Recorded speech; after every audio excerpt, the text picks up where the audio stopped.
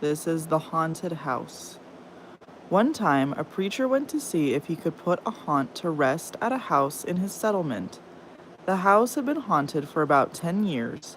Several people had tried to stay there all night, but they always would get scared out by the haunt.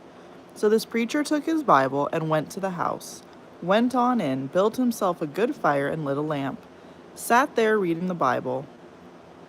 Just then, before midnight, he heard something start up in the cellar, walking back and forth, back and forth. Then it sounded like somebody was trying to scream and got choked off. Then there was a lot of thrashing around and struggling, and finally everything got quiet. The old preacher took up his Bible again, but before he could start reading, he heard footsteps coming up the cellar stairs. He sat watching the door to the cellar, and the footsteps kept coming closer and closer. He saw the doorknob turn, and when the door began to open, he jumped up and hollered, "What do you want?" The door shut back easy-like, and there wasn't a sound. The preacher was trembling a little, but he finally opened the Bible and read a while.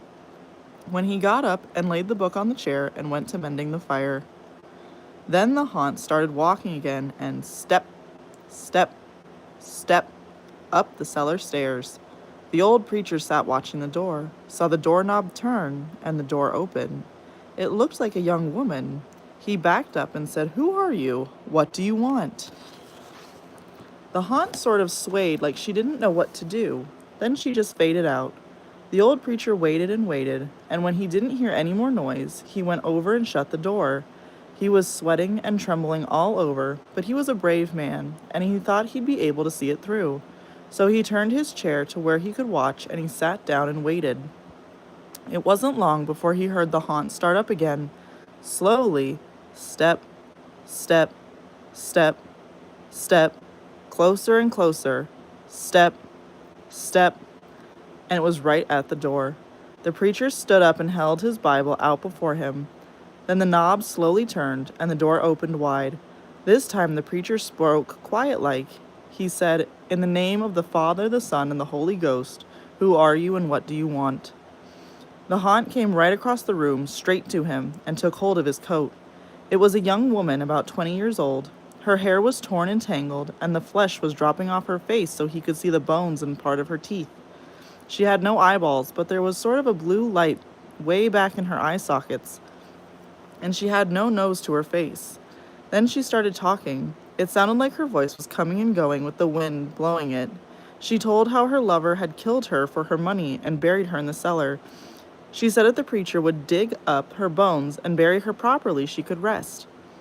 Then she told him to take the end joint of the little finger from her left hand and lay it in the collection plate at the next church meeting, and he'd find out who had murdered her. And she said, "If you come back here once more after that, you'll hear my voice at midnight, and I'll tell you where my money is hid, and you can give it to the church." The haunt sobbed like she was tired, and she sunk down to the floor and was gone. The preacher found her bones and buried them in the graveyard. The next Sunday, the preacher put the finger bone in the collection plate, and when a certain man happened to touch it, it stuck to his hand. The man jumped up and rubbed and scraped and tore at that bone, trying to get it off. Then he went to screaming like he was going crazy. Well, he confessed to the murder, and they took him to jail. After the man was hung, the preacher went back to the house on one midnight, and the haunt's voice told him to dig under the hearthrug. He did, and he found a big sack of money. And where the haunt had held onto his coat, the print of those bony fingers was burned right into the cloth. It never did come out.